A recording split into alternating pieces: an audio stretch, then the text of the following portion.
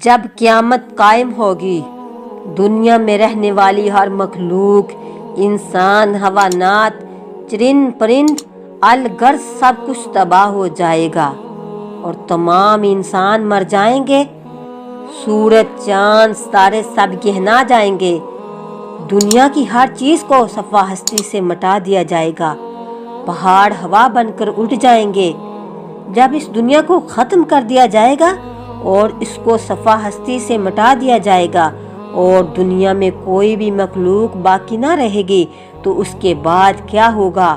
اور پھر اللہ سبحانہ وتعالی کس طرح سے دنیا کو نئے سرے سے آباد فرمائے گا اور کس طرح لوگوں کو ان کی قبروں سے دوبارہ زندہ فرمائے گا، اور اس کے بعد کون کون سے معاملات پیش آئیں گے اور کتنے فرشتے اللہ سبحانہ وتعالی کے عرش کو اٹھائے ہوئے ہوں گے، ان تمام سوالات کے جواب قرآن و حدیث کی روشنی میں جانیے۔ جب قیامت کا دن قریب آئے گا تو اللہ سبحانہ وتعالی حضرت اسرافیل علیہ السلام کو سور پھونکنے کا حکم دے گا، تو حضرت اسرافیل علیہ السلام اللہ تعالیٰ کے اس حکم کے مطابق سور پھونکیں گے اور آہستہ آہستہ یہ دنیا تباہ و برباد ہو جائے گی اور روح زمین پر بسنے والی ہر مخلوق، انسان، جن، پرند، الغرض کوئی بھی چیز ایسی باقی نہ رہے گی جو زندہ رہ سکے۔ سب کچھ تباہ و برباد ہو جائے گا اور دلکش خوبصورت آنے والی یہ دنیا ہر طرف سے ویران ہو جائے گی۔ اس وقت اللہ سبحانہ وتعالی ارشاد فرمائے گا، کون ہے، کس کی آج بادشاہی ہے اور کہاں ہے دنیا کے جبار اور متکبر لوگ؟ کچھ عرصے کے لیے خاموشی چھا جائے گی اور اس عرصے کا علم صرف اللہ تعالیٰ کو ہی ہے۔ پھر جب اللہ چاہے گا نئے سرے سے زمین و آسمان اور فرشتوں کو پیدا کرے گا۔ انسانوں کو اللہ سبحانہ وتعالی دوبارہ زندہ کرنے کے لیے اللہ تعالیٰ آسمانوں سے بارش نازل فرمائے گا، جس کے نتیجے میں ہر انسان کی ریڑھ کی ہڈی سے پورا انسانی ڈھانچہ تیار ہو جائے گا اور اس ڈھانچے پر اللہ کے حکم سے گوشت آ جائے گا۔ اس طرح جب تمام انسان دوبارہ زندہ ہو جائیں گے تو اللہ سبحانہ وتعالی تب حضرت اسرافیل علیہ السلام کو دوبارہ سور پھونکنے کا حکم دے گا۔ اس وقت تمام انسان ننگے پاؤں ننگے جسم بے ختنہ اٹھ کھڑے ہوں گے، جس طرح ماں کے پیٹ سے پیدا ہوئے تھے، اور اس دن اللہ سبحانہ وتعالی کا یہ فرمان پورا ہو جائے گا، جس طرح اللہ تعالیٰ نے قرآن مجید میں ارشاد فرمایا کہ تم لوگ فردن فردن ہمارے پاس حاضر ہو جاؤ گے، جس طرح ہم نے تم کو پہلی مرتبہ پیدا فرمایا تھا۔ حضرت محمد صلی اللہ علیہ وسلم اپنی قبر سے پہلے تشریف لائیں گے اور پھر حضرت عیسیٰ علیہ السلام اور دیگر انبیاء کرام تشریف لائیں گے اپنی اپنی قبروں سے، اور اس کے بعد شہداء اکرام اور اللہ تعالیٰ کے نیک بندے اہل ایمان اٹھیں گے۔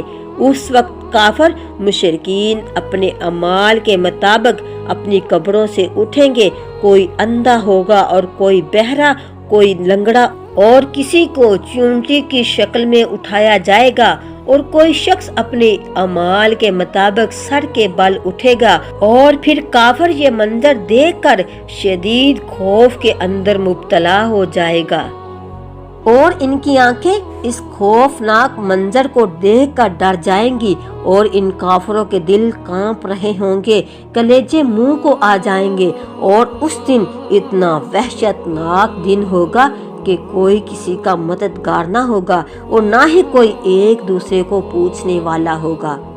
اہل ایمان بھی اپنی قبروں سے اٹھیں گے، شہداء کرام بھی اپنے بہتے ہوئے تازہ خون کے ساتھ۔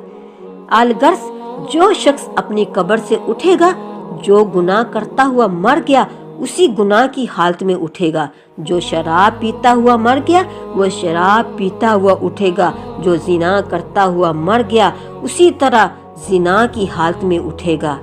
اسی طرح جب تمام مخلوق زندہ ہو جائے گی، اپنی اپنی قبروں سے باہر نکل آئے گی، اس طرح قبروں سے اٹھتے ہی दो मुकर्रर फरिश्ते, वो फरिश्ते तमाम लोगों को मैदान हशर में पहुंचा देंगे। मैदान हशर में सभी लोगों को अपनी अपनी कब्रों से उठकर हशर के मैदान में जाना होगा, और कफ्फार में से जो लोग अंधे होंगे वो ठोकरें खाते गिरते हुए मैदान हशर में पहुंचेंगे, और कुछ लोग चूंटे के जिस्म में उठेंगे, वो लोगों के पांव तले रोंते जा रहे होंगे, और कुछ लोग सर के बाल उठाए जाएंगे, वो लोग इंतहाई जिल्लत के साथ मैदान हशर में पहुंचेंगे, और बाज काफरों पर आग मुसल्लत कर दी जाएगी, और वो आग काफरों को हाँक कर मैदान हशर की तरफ ले जाएगी, और अहले ईमान भी अपने अपने अकायद और अमाल के मुताबिक मैदान हशर की तरफ जाएंगे। बाज अहले ईमान पैदल पहुंचेंगे, और बाज अहले ईमान ऊँटों पर सवार होकर मैदान महशर में पहुंचेंगे। किसी ऊँट पर एक शख्स होगा और किसी ऊँट पर दो, हत्ता के किसी ऊँट पर 10-10 आदमी सवार होंगे। क़यामत का दिन ऐसा दिन होगा कि अल्लाह सुब्हानहू तआला की सारी मखलूक हुक्म इलाही से मैदान महशर में इकट्ठी हो जाएगी। सबको अपनी अपनी पड़ी होगी। हर आदमी को ये एहसास होगा कि आज हिसाबो किताब का दिन है। ये वो दिन होगा जो 50,000 साल का होगा। सूरज 1 मील के फासले पर होगा। जब सूरज 1 मील के फासले पर होगा, वो दिन मकामे महशर का होगा। तमाम मखलूक मैदान हशर में पहुंच जाएगी, तो उस वक्त अल्लाह सुब्हानहू तआला की तरफ से ऐलान किया जाएगा, वमताजुल यौमा अय्युहल मुजरिमून, ए मुजरमो, आज के दिन अलग अलग हो जाओ। तमाम लोग अलग अलग तकसीम हो जाएंगे। कुफार और मुशरिक लोग अपनी अपनी जिंदगी में जिस चीज की पूजा किया करते थे और जिसको अपना खुदा मानते थे, वो उसी ग्रोह में शामिल हो जाएंगे, और दूसरी तरफ अहले ईमान को उनके अकायद और अमाल के मुताबिक अलग अलग तकसीम कर दिया जाएगा। उलमा के साथ हो जाएंगे, नेक नेकों के साथ हो जाएंगे, आबद आबदों के साथ, शोहदा के साथ, अलगर्स जो जिस चीज के साथ मोहब्बत करता होगा, जिन अमाल के जरिए जिंदगी गुजारी होगी, वो उसी ग्रोह में शामिल हो जाएगा। ये वो दिन होगा कि जिसमें तमाम लोग नंगे जिस्म नंगे पाँव होंगे, और जमीन इतनी गर्म होगी कि इस पर पाँव न रखा जाएगा, और दूर दूर तक कोई साया न होगा। लोग अपने अपने कायद और अमाल के मुताबिक पसीने में डुबकियां खा रहे होंगे। कुछ लोग अपने गुनाह के मुताबिक टखनों तक पसीने में होंगे, और कुछ लोग पसीने के अंदर डुबकियां खा रहे होंगे। भूख प्यास गर्मी इंतहा तक होगी। तमाम लोग तंग होकर अल्लाह सुब्हानहू तआला की बारगाह में अर्ज करेंगे, ऐ अल्लाह, हमें इस मुसीबत से निजात अता फरमा, चाहे हमें जहन्नम में डाल दे। याद रहे कि आज सूरज का हमारी जमीन से फासला 9,30,00,000 मील है, तो हम इसकी गर्मी नहीं बर्दाश्त कर सकते। जो क़यामत के दिन 1 मील के फासले पर होगा, तो क्या होलनाक मंजर होगा। नाउज़ुबिल्लाह, अल्लाह हमें पनाह दे। और इसके बाद तमाम लोग मुख्तलिफ अंबिया कराम की बारगाह में हाजिर हो जाएंगे और इनसे अपने लिए सिफारिश करने का कहेंगे, लेकिन सब अंबिया कराम एक ही जवाब देंगे कि आज मेरा रब इतने गुस्से में है, इससे पहले कभी ना हुआ था। लोग हजरत ईसा अलैहिस्सलाम के पास जाएंगे तो हजरत ईसा अलैहिस्सलाम भी यही जवाब देंगे कि आज मेरा रब गुस्से में है, इससे पहले था ना होगा। तो इस तरह तमाम अंबिया कराम जवाब दे देंगे और कहेंगे कि तुम हजरत मोहम्मद सल्लल्लाहु अलैहि वसल्लम की बारगाह में जाओ, आज वो तुम्हारी सिफारिश करेगा। तो उस वक्त लोग मायूस हो जाएंगे और मोहम्मद सल्लल्लाहु अलैहि वसल्लम की बारगाह में हाजिर हो जाएंगे और आपसे अर्ज करेंगे, या रसूल अल्लाह सल्लल्लाहु अलैहि वसल्लम, आप अल्लाह ताला के रसूल हैं, खातमुल अंबिया हैं, आप देख रहे हैं हमारी क्या हालत हो चुकी है। آپ اپنے رب کے حضور ہماری سفارش کیجئے کہ وہ ہمارے حساب و کتاب کا آغاز فرمائے، ہمارے گناہوں کو بخش دے۔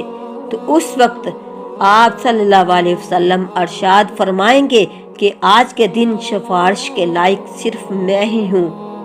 چنانچہ اس وقت محمد صلی اللہ علیہ وسلم کو میدان محشر سے شفاعت کے بلند ترین مقام محمود تک پہنچا دیا جائے گا، جو جنت میں عرش الہی کے نیچے ہوگا، اور وہاں پہنچ کر حضرت محمد صلی اللہ علیہ وسلم اللہ کے حضور سجدے میں گر جائیں گے، اللہ سبحانہ وتعالی کی حمد و ثنا بیان کریں گے۔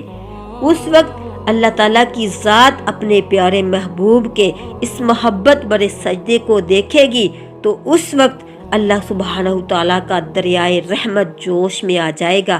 تو اللہ سبحانہ وتعالیٰ اپنے پیارے حبیب محمد صلی اللہ علیہ وسلم سے ارشاد فرمائے گا، اے محمد، اپنے سر کو سجدے سے اٹھاؤ اور سوال کرو، شفاعت کرو، قبول کی جائے گی۔ اس کے بعد اللہ سبحانہ وتعالیٰ فرشتوں کی معیت میں نزول فرمائے گا۔ 8 فرشتے اللہ سبحانہ وتعالیٰ کے عرش کو تھامے ہوئے ہوں گے اور عدالت الہی قائم ہو جائے گی۔ فرشتوں کو حکم ہوگا کہ ان کے اعمال نامے تقسیم کر دیے جائے، اہل ایمان کو سامنے کی طرف سے تقسیم کر دیا جائے اور مشرکین کو بائیں ہاتھ میں پیچھے کی طرف سے اعمال نامہ دیا جائے گا۔ اس کے بعد سوال و جواب کا سلسلہ شروع ہو جائے گا۔ دنیا میں انسان نے جو کچھ بھی کیا ہوگا سب کچھ اس کے سامنے آ جائے گا۔ ماضی میں جو کچھ بھی بھول بیٹھا ہوگا سب یاد آ جائے گا۔ اگر ذرا ذرا نیکی بھی کی ہوگی وہ بھی لکھی ہوگی، اور ذرا ذرا گناہ بھی سامنے آ جائے گا۔ ہر چیز درج ہوگی، کوئی بھی چیز چھپی نہ رہ جائے گی، سب لکھا ہوگا۔ ناظرین، قیامت کا دن ایسا دن ہوگا کہ ہر کوئی کسی سے دور بھاگے گا کہ کہیں یہ مجھ سے نیکی نہ مانگ لے۔ ایک بھی نیکی کم پڑ گئی تو کوئی بھی کسی کو نہ دے گا۔ کیوں نہ آج ہی ہم آخرت کی تیاری کر لیں۔ اللہ تعالیٰ ہمیں آخرت کی تیاری کرنے کی توفیق عطا فرمائے۔ قرآن و حدیث کی روشنی میں یہ قیامت کا مختصر بیان ہے۔ دینی معلومات کے لیے چینل کو سبسکرائب ضرور کیجیے۔ اللہ تعالیٰ ہمیں عمل کی توفیق عطا فرمائے۔